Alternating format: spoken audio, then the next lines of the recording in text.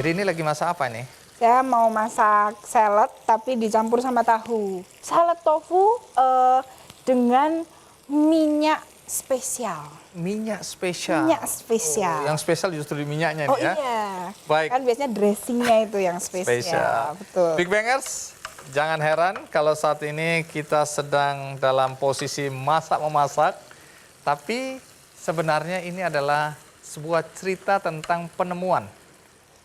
Penemuan yang disampaikan oleh Chef Santi tadi adalah minyak. minyak. Minyak dari larva. Minyak dari larva. Betul. Wow, menarik. Tapi dari mana cerita minyak larva ini? Mari kita lihat snapshot berikut ini. Berawal dari ketertarikan mereka pada ragam kumbang Nusantara, Musab, Muhammad Ifdol, Anik Haryati, dan Musyaroh yang berasal dari Teknologi Industri Pertanian Universitas Brawijaya Malang melakukan penelitian pada larva kumbang hitam yang memiliki kandungan lemak tinggi. Dari penelitian itu didapat fakta menarik kalau larva kumbang hitam atau mealworm ini juga mengandung asam lemak tak jenuh omega 3, omega 6, dan 9, juga vitamin B12 dan zat besi yang sama dimiliki oleh minyak sawit. Bahkan minyak larva ini mengandung omega 6 dan 9 yang lebih tinggi. Untuk bisa menghasilkan 1 liter minyak larva dibutuhkan 8 kg larva kumbang.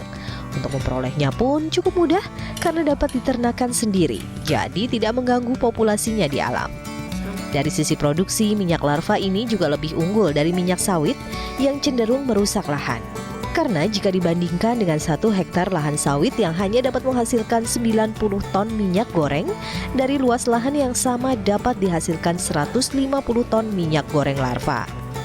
Berkat inovasi yang disebut dengan Biteback Insect Mineral Oil ini, mereka berhasil menjadi juara kedua dalam kompetisi inovasi pangan dunia Tough for Food yang diadakan di Zurich, Swiss bulan April lalu.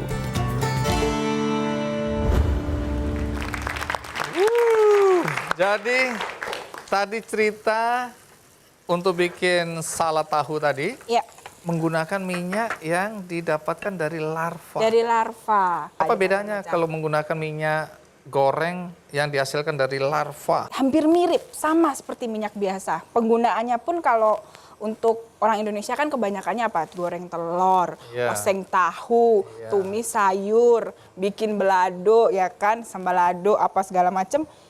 Itu sama aja. Terus tadi saya udah coba cicip. Jangan Dicicipin salah. gini? Iya, saya coba begini. Karena kan gimana? kalau ini tuh baunya seperti kacang. Kacang. Kayak minyak habis goreng kacang, Kacang mede. mede. Nah, wanginya seperti itu. Jadi harumnya enak. Enak. Nah, saya pikir wah rasanya kayak kacang nih, gurih gitu kan. Ya, terus? Makanya saya iseng tak cocol gitu, tak coba. Enggak, rasanya ya Minyak. minyak. Anda sebagai chef gitu kalau Ya. disuruh memanfaatkan minyak goreng Saya dari mau larva banget, kan kita kumbang. membantu lingkungan juga ini. Oke. Karena maksudnya dia ramah lingkungan. Kalau kelapa sawit itu kan kita tahu sendiri ya. Oh, ya ada banyak Ya, kontroversi ya. kontroversi. Tapi ini soal rasa kan luar buat chef biasa. penting. Iya, Nggak betul. merusak rasa ini. Makanya kita buktikan nanti. Oh kita buktikan. Oh boleh Dengan yang nyicipin? paling simpel, ini saya bikin tahu, Ah, ah. ya. Habis itu nanti kita coba ceplok telur, Aduh. atau kita langsung bikin salad dressing. Waduh. Nah, itu paling kelihatan rasanya tuh gimana bedanya. Memang Gitu. chef ini pinter ngomongnya. Tepuk tangan dulu untuk chef. Oke, Chef Santi. Supaya nggak penasaran, kita undang langsung penemu dari minyak goreng dari larva kumbang. Ya, Iya, namanya Musyaroh. Musyaroh dan Ifdol. Ifdol. Iya. Baik, Ifdol. Terima kasih udah datang. Kalian ini mahasiswa Brawijaya? Iya, Jurusan kita jurusan Teknologi Industri Pertanian. Teknologi Industri Pertanian. Apa yang dibawa ini? Oh, ini bahannya untuk membuat minyak itu. Astaga, larva ini ya. Iya. Ini dari kumbang. Ini kumbangnya kumbang apa ya? Itu larvanya, the superworm. Biasanya orang itu bilang ulat Jerman. Ulat Jerman. Iya. Tapi ininya sendiri, kumbangnya namanya kumbang apa? Kalau kumbangnya itu, kalau orang-orang umum biasanya kepik gitu kan. Kepe. Iya. Oke, jadi dari bahan, ini minyak ini dari larva ini. Iya. Kalau lihat fisiknya ngeri juga ya. Ya, terus ini diremes gitu ya, dipres Iya. sampai keluar minyaknya. Nah, untuk menghasilkan 1 liter ini harus berapa banyak larva yang diperas? Untuk 1 liter minyak itu kita butuh 8 kilo superworm.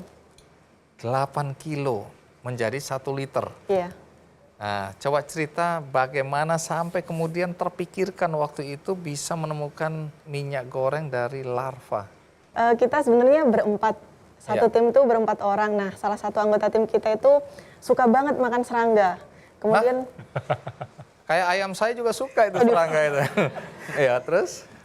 ya dia suka makan serangga, kemudian dia bawa itu ke kampus, ke kita pas lagi diskusi. Kemudian pas kebetulan juga kita lagi baca-baca jurnal. Nah, di jurnal itu memaparkan kandungan-kandungan dari serangga ini gitu. Salah satunya ya mengandung linoleat gitu yang sangat tinggi. Kemudian kalau misalnya ini punya kandungan lemak yang tinggi berarti bisa diambil minyaknya dong gitu. Akhirnya kita coba deh. Kita coba dan kebetulan juga pas waktu itu lagi booming pembakaran hutan di Riau. Nah, Ribut orang, termasuk Iya. katanya bakar untuk buka lahan, katanya mau ditanamin kelapa sawit. Iya. Nah, itu merusak sampai lingkungan. merusak lingkungan sampai Singapura protes dan sebagainya Ya, itu. asapnya, Akhirnya polusi. ya akhirnya kita coba dibikin minyak goreng, terus kita coba dengan berbagai formula, ketemulah resep yang pas, kemudian dihasilkan minyak ini gitu. Ini nggak ada efek apa-apa bagi kesehatan ini? Tidak ada, karena kandungannya dari jurnal juga itu udah hampir sama dengan kandungan kayak kelapa sawit dan ini. Kecuali kalau digoreng lebih dari 3 kali juga itu akan menjadi asam lemak trans dan itu pasti akan berbahaya. Tergantung penggunaannya, kalau berlebihan juga berbahaya. Oke, semua yang berlebihan nggak baik ya. Iya. Tapi tunggu dulu, ini 8 kilo larva jadi 1 liter minyak goreng. Nah, larva ini didapat dari mana ini? 8 kilo kan nggak sedikit, banyak itu. Ya. Jadi di Kota Malang sendiri banyak sekali orang yang budidaya larva kumbang itu. Larva. Untuk apa? Biasanya untuk pakan ikan arwana, burung, dan juga kadang ayam. Oh, pakan ternak ini ya. Iya. Oke, terus kemudian beli atau ambil dari situ? Kita awalnya beli dulu, Beli, terus terus? kita coba dibuat untuk ini. Tapi untuk sekarang alhamdulillah sudah ternak sendiri gitu. Ternak. Yoris, apa komentar Yoris dengan temuan anak-anak muda ini? Ini lagi-lagi sebagai inspirasi buat Big Bangers di rumah, bagaimana rajin ya baca jurnal, melihat, dan yang paling penting menangkap apa yang terjadi dari kehidupan kita sehari-hari.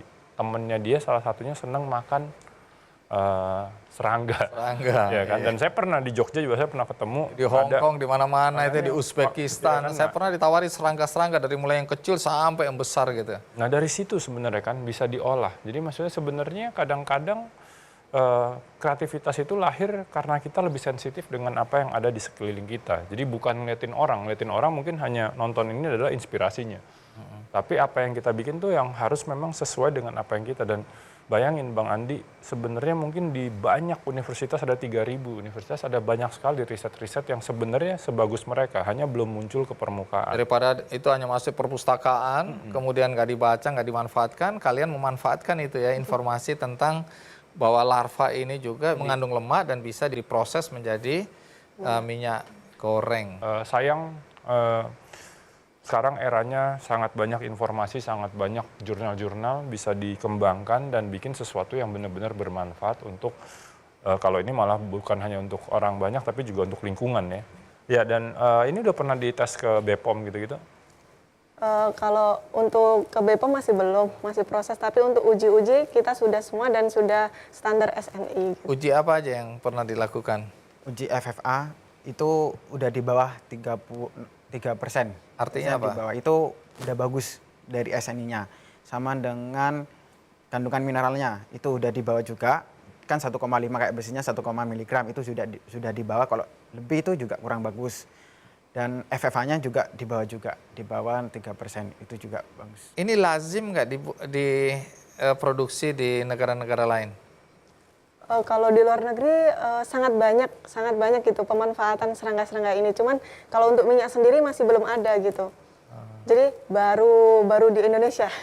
Kalau ini Paling tidak sepengetahuan kalian baru di Indonesia ini dijadikan minyak goreng. Iya, memang belum ada di luar negeri. Kalau di luar negeri pemanfaatannya hanya sebatas untuk makanan. Misalnya dijadikan burger, terus ada yang dijadikan tahu juga gitu. Karena kandungan proteinnya ini tinggi gitu. Katanya. ini bisa ini nggak ya? Ini bisa diuji. Bisa dipatenkan nggak nih sebenarnya bahwa kalian membelokkan gitu ya dari yang biasanya ini diinovasikan menjadi ini. Apakah sudah pernah ditanya ke Ya, pihak bisa. ini? Bisa dipatenkan? Bisa, proses pematenan di dalam dan di luar negeri bisa.